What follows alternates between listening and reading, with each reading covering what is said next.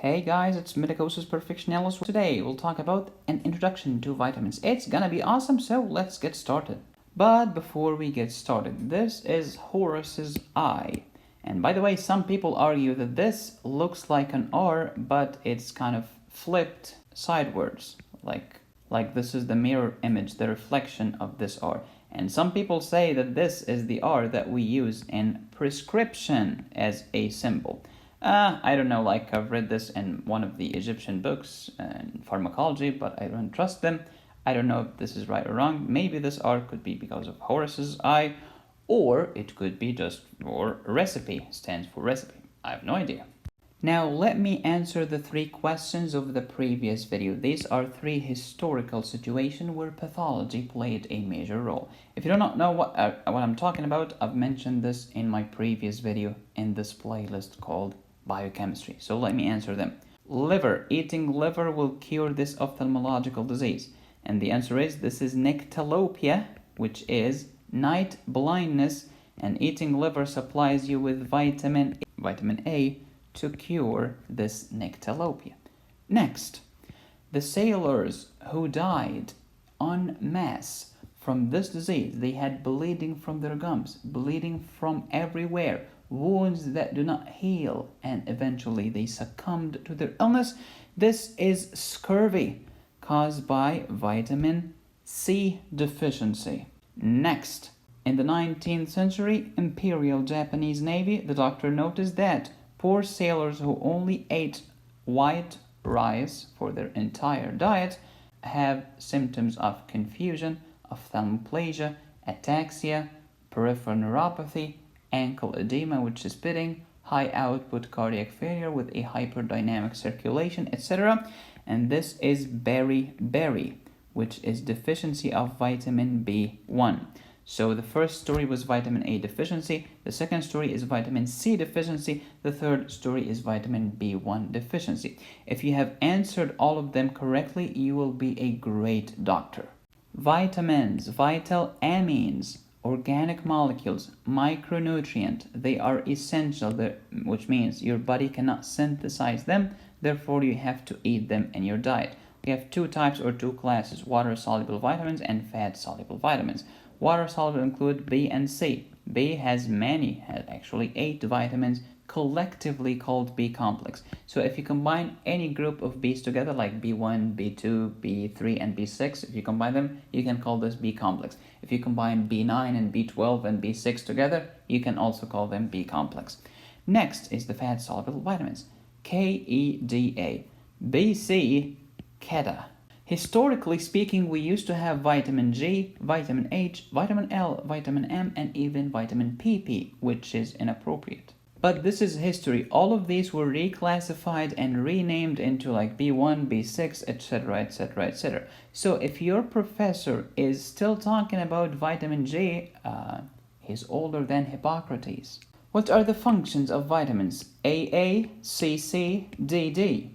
They aid in metabolism, they are antioxidant, and by antioxidant I mean they are anti-reactive oxygen species, which are also known as free radicals. C, they are cofactors for enzymes. If you are a cofactor of an enzyme, we'll call you a coenzyme, like a co-pilot. They can be coenzymes or precursors to coenzymes. Coenzymes are vitamin C, because vitamin C will aid an enzyme. Precursor to coenzyme are FAD plus and NADP plus. Those are precursor to coenzyme.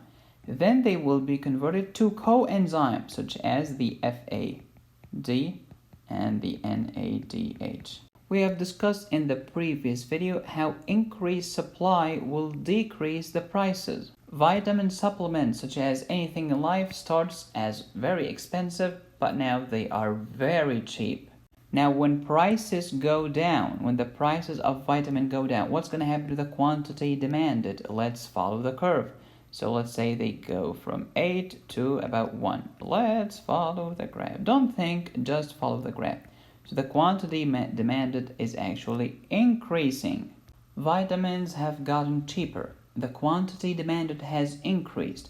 And people have lost their God-given mind. You go to the superstore, which is designed to increase your spending. For instance, the store is huge, The bread and milk are at the end of the store because they know that everyone will buy bread and milk, so customers will have to walk more. And the more time you spend in the store, the more money you are going to spend. This is research proven because you have a higher chance to impulse on something on the shelf. And they give you a huge cart to push in order to trick your little psyche that there is still enough room in your cart so that you can keep filling your cart with some crap. And while you walk, you see a colorful bottle of vitamins that's on sale. It has a strong, healthy bone illustrated on its front beside a very beautiful, healthy woman or man with unrealistic and artificially enhanced characteristics. So your brain forgets everything about logic and switches into drama mode. Oh, I think I need some vitamins. I believe I'm vitamin deficient. I've been tired and pale for a while. Sir, you have just been at the doctor's 2 days ago, and your hemoglobin was normal, your hematocrit was okay, your MCV was 90, which is normal, your MCH was normal, your MCHC was normal, your serum iron level was normal, your ferritin was normal, and your dadgum percent saturation was within the normal limits. But for some reason you think you are anemic and you have iron deficiency anemia, and you think that this bottle of vitamin will fix all of your problems. That's how you end up with hypervitaminosis, baby.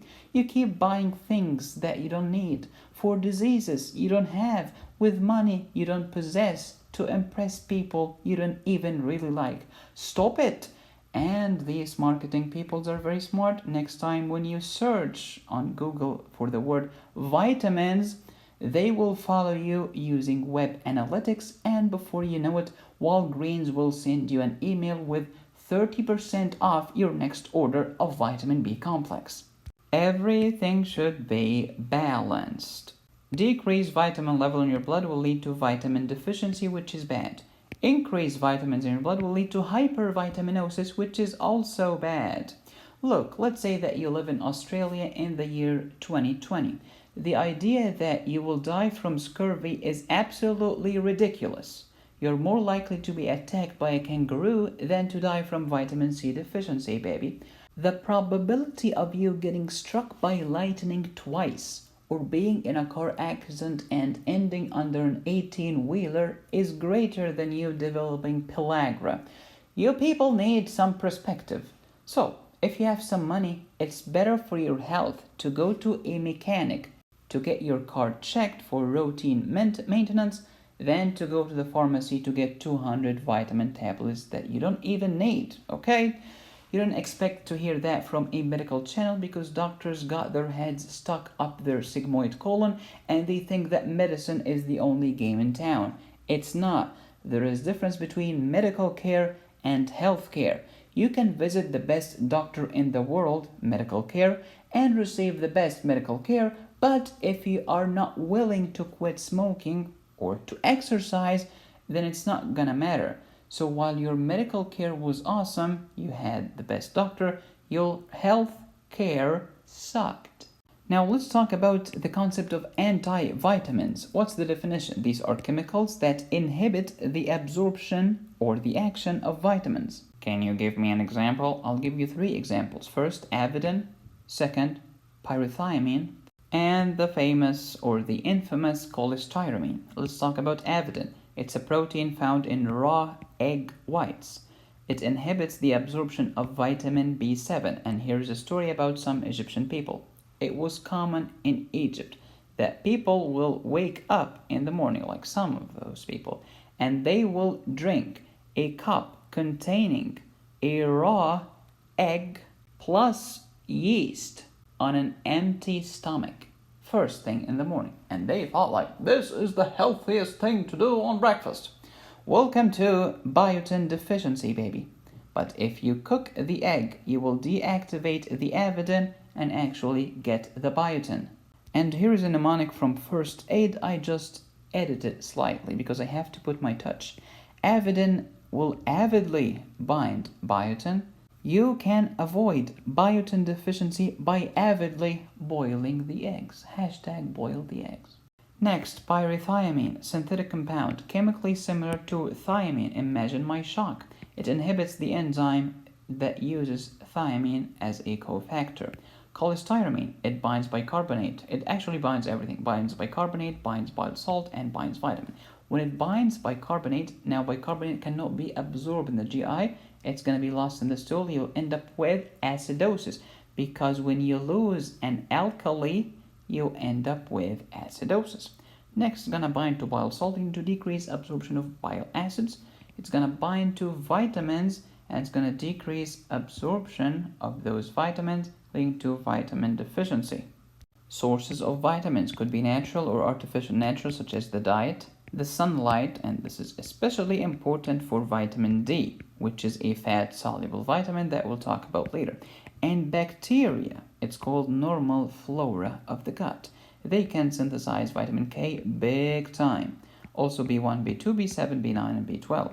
Artificial is the supplements, or the multivitamins, or the vitamin B complex, or the vitamin boost on your smoothie, snowflake. Let's talk about vitamin deficiency. Decreased vitamin level in your blood and therefore in your urine as well, and that's how we tested. We tested in the blood and we tested in the urine. Two types of vitamin deficiency: primary deficiency, when you're not taking it. Secondary deficiency, the intake is normal, you are eating it in your diet, but there is decreased absorption. Causes: it could be one of those antivitamins, such as Avidin, which inhibits biotin absorption, or a malabsorption syndrome. Example, celiac disease. Another example, pancreatic insufficiency. A third example, A-beta lipoproteinemia. Hypervitaminosis is increased levels of vitamins in your blood. In year 2016, about 64,000 people were diagnosed with vitamin overdose, 70% of which were children. You people need to stop this mania. Because when a guy and a gal get married and have kids, they transform into drama king and drama queen respectively. Mommy will come to see you in the hospital and say, "Doc, my child was slightly pale yesterday, so I gave him 12 tablets of multivitamins as my mother-in-law instructed me." Look, here's a tip. Don't ever take any medical advice or marriage advice or sex advice or parenting advice from your mother-in-law, okay? Even if she loves you. I would say especially if she loves you. And to you medical students watching, if you want to watch the best drama ever, no, forget television, this is old. Instead, become a pediatrician. That will do.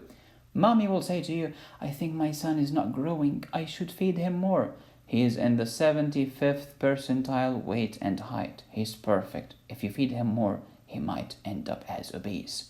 And daddy isn't any better. 2 years ago, he was driving a very old car with 250,000 miles on the odometer. But now he has a new child, and he cares about his child's safety. But he's broke.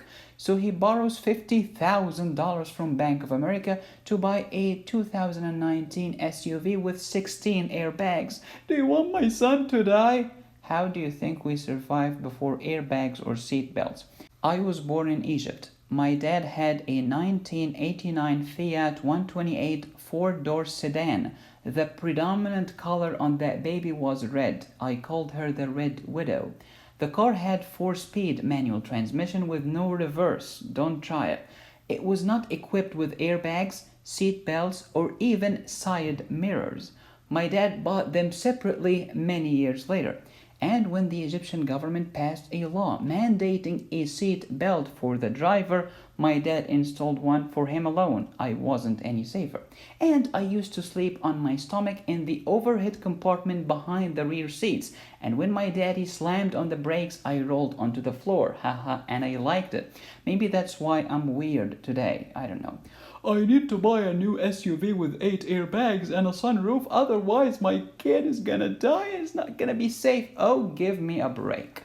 As people get more affluent, they get bored and then they do crazy butt stuff. Some clinical pearls to realize that everything in life has pros and cons. A vegetarian diet for a long term, and the key here is long term, will decrease your VLDL, which is good, will decrease your LDH, which is good, will decrease your vitamin B12, which is nasty because vitamin B12 is necessary for RBC maturation. Without vitamin B12, you'll end up with a megaloblastic anemia. You'll have the symptoms of anemia, tired, pale, exercise intolerant, etc., etc., etc. And you will have nerve problems, peripheral neuropathy, and even some spinothalamic tract abnormality. You will have a spinal cord problems. But the key here is long term, because your liver, believe it or not, can store vitamin B12 for about 3 to 4 years. So, I've tried this vegan diet, strict vegan, I don't take any supplements 3 days ago and I'm fine. Nothing is gonna happen for 4 years. But then after 4 years, you will have weird symptoms that many doctors will confuse as Alzheimer's, Parkinson's, or many other diseases because of your vitamin B12 deficiency. I'm not here to tell you what to eat. I'm here to tell you that everything has pros and cons. Let's talk about a meat-rich or a protein-rich diet. It's a great source of vitamin B12, actually the only natural source of vitamin B12 that's readily absorbed, i.e. bioavailable, is meat. Period. End of issue. The idea that I'm vegan and I've read on a blog that I can get kale and boil it and it has B12 deficiency, nonsense. According to Harrison's textbook Internal Medicine, the only source of natural vitamin B12 is meat. Either you eat meat or you take B12 supplements. And as Daniel Patrick Moynihan said, you are entitled to your own opinion. You're not entitled to your own facts. But this protein-rich diet has side effects. You'll increase uric acid, increasing your risk of gouty arthritis, increasing ammonia, increasing BUN. In other words, your kidney and liver will start cursing and cussing at you. And of course, the key here is long-term or excessive quantity. By the way, just because you have increased uric acid in your serum doesn't necessarily mean that you will develop gout. With everything in life, there are pros and cons. As Dr. Thomas Sowell, my spirit animal, said, there are no solutions in life. There are only trade-offs. Any person who tells you, try this keto diet, it's excellent, no side effects, he is selling you something. There is no such thing as no side effects.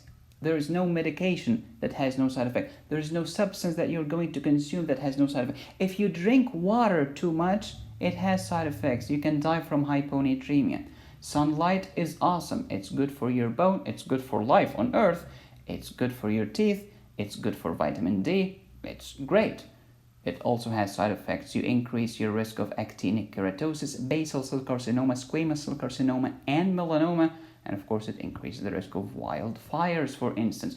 Everything in life has pros and cons. Welcome to reality, not the la-la land that you are living in. Wake up. It's time to leave mommy's basement. The idea that everything has side effects was eluded by me in my visit to Burger King and this post on Facebook. We have been grilling since 1954. You should have carbon monoxide poisoning by now. Which brings us to some words of wisdom. The best diet in the world is to eat only when you're hungry. Is that profound or is that profound? Because let me tell you this, when you spend 60 hours on the internet blogging and searching about some diet tricks and hacking for body hacks or whatever you're searching for, this is a defense mechanism called intellectualization. Instead of wasting all of this time, you could have actually fixed your problem. You could have improved your relationship with mommy. You could have called daddy who you haven't talked to for years. You could have worked and donated some money to charity. Actual useful things could happen instead of just whining about how percent of the kale should I add to a percent of cabbage and shut up. Now let's talk about free radicals, and these are not political activists, just to be clear. You start with the oxygen, then it becomes superoxide, thanks to an enzyme called superoxide dismutase, which causes dismutation, whatever that means. It will lead to H2O2, which is hydrogen peroxide. Next, before you know it, you have the hydroxyl free radical, and then you end up with water. This is bad, this is bad, and this is bad. These are called the free radicals or the reactive oxygen species. Have you noticed that all of them has oxygen? These are the free radicals. Water is good, of course, and oxygen, of course, is good. Otherwise, there's a problem in your brain if you think they are bad. To go from here to here, you need an enzyme called catalase. Okay, let's make this clear. If you leave this crazy but superoxide alone, it's super destructive to your cell. It causes fragmentation of the nucleus, fragmentation for your proteins, peroxidation of the membrane lipid, etc., etc., etc. It's nasty. But thank goodness you have some vitamins, because they are free radical scavengers. They are antioxidants, baby. Forget it. You will live. So if these free radicals are so bad, why do I have them in my body? To fight bacteria, doofus. There are no solutions in life, only trade-offs. If you have the secret weapon, it's good to fight bacterial infection. It's bad if it's damaging your own cell. Some clinical pearls. Vitamins are free radical scavengers. Vitamins minimize the damage caused by the reactive oxygen species.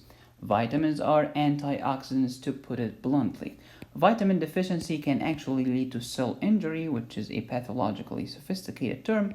Vitamin A can initiate a signal and actually causes metaplasia, which is a change from one tissue type to another tissue type within the same class.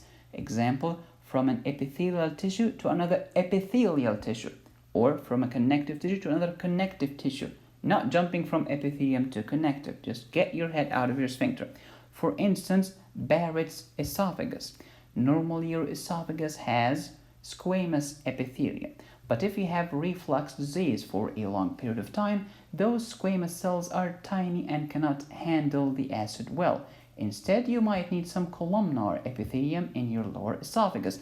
Hence the switch, the metaplasia, from squamous epithelium to columnar epithelium in your lower esophagus, and this is called metaplasia, which is good news, right? Everything in life has trade-offs, son.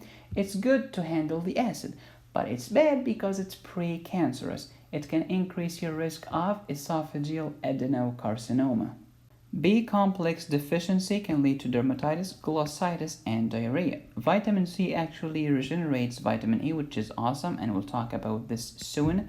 Vitamin C increases iron absorption, which is even more awesome. That's why patients who have scurvy usually have a microcytic hypochromic iron deficiency anemia with low MCV, low hemoglobin, and low hematocrit, and low serum iron, and low percent saturation, and low ferritin. Smoking will decrease the level of vitamin C and increase your risk of scurvy. Please stop smoking. Marasmus and kwashiorkor both can lead to multiple vitamin deficiencies.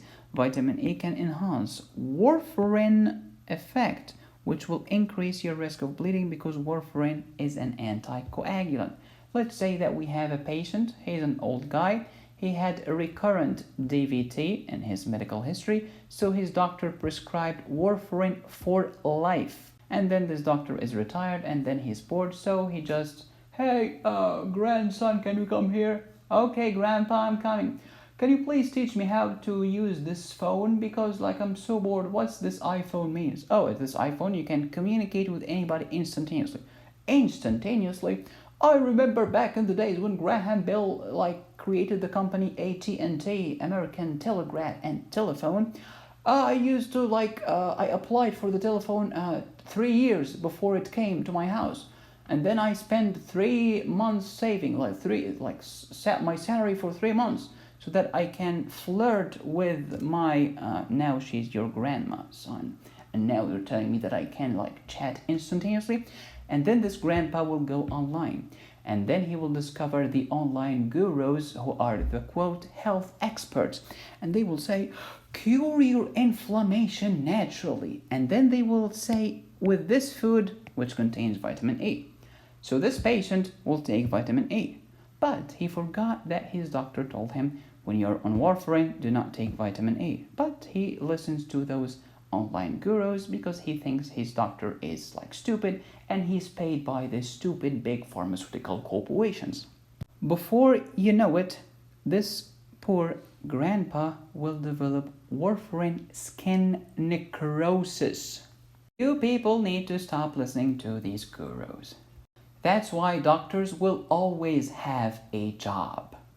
Let's talk about vitamin E as an antioxidant because it's actually fascinating. Free radicals, or ROS, reactive oxygen species, these are harmful. They can be converted into detoxified or neutralized radicals which are harmless. Awesome. Who is the awesome person who did that? That's vitamin A, specifically the reduced vitamin A. Why do you say he's reduced? Because he's having an electron and the electron is negative. It can donate this electron to the reactive oxygen species to make them neutralized or detoxified, and this is called loss of an electron. Losing an electron is a process of oxidation. That's why now vitamin E is oxidized. If I remember chemistry correctly, there are only 3 ways of oxidation. Either to gain an oxygen, or to lose a hydrogen, or to lose a freaking electron. I still remember chemistry. I'm impressive. Fine, but now we have vitamin E, poor and sad because it's oxidized and now it cannot act as antioxidant. Let's think about this. If you are oxidized, of course you cannot be an antioxidant. It's like an oxymoronic thing. Okay, but vitamin C will come to save the day. Vitamin C will convert vitamin E from oxidized to reduced so that it can repeat the detoxification again from free radicals into detoxified radicals, which are harmless. Thank you, vitamin E. Thank you, vitamin C. So, in a sense, vitamin E is antioxidant. This is correct. Vitamin C regenerates the reduced vitamin E. Convert the oxidized to reduced. Yes, that's true. So, in a sense, you can say that both vitamin E and C are antioxidant. Yes, this is true. Cigarette smoking will release free radicals because they have bazillion harmful chemical compounds and they are released into your body. And now vitamin C has been consumed because it has been working like crazy trying to neutralize all of these free radicals. This consumption of the vitamin C will increase your risk of vitamin C deficiency, aka scurvy. Vitamin E is fat soluble. Therefore, fat malabsorption can lead to, you guessed it, vitamin E deficiency. Can you give me examples of fat malabsorption? Yes, cystic fibrosis, chronic pancreatitis, and A-beta lipoproteinemia. If you combine those two together, you can call them collectively pancreatic insufficiency. Thou shalt watch the rest of these lectures in the next video when we talk about the difference between the fat-soluble vitamins and the water-soluble vitamins. Please subscribe and save my playlist. It's called Biochemistry Playlist. Hit the bell to get notified. Follow me on all of these platforms. You can go to my website, medicosisperfectionist.com. I have notes, I have cases, I have free stuff, and I have courses, and I have one-on-one mentorship classes for you to help you. Thank you so much for watching. As always, be safe, stay happy, and study hard. This is Medicosis Perfectionalis, where medicine makes perfect sense.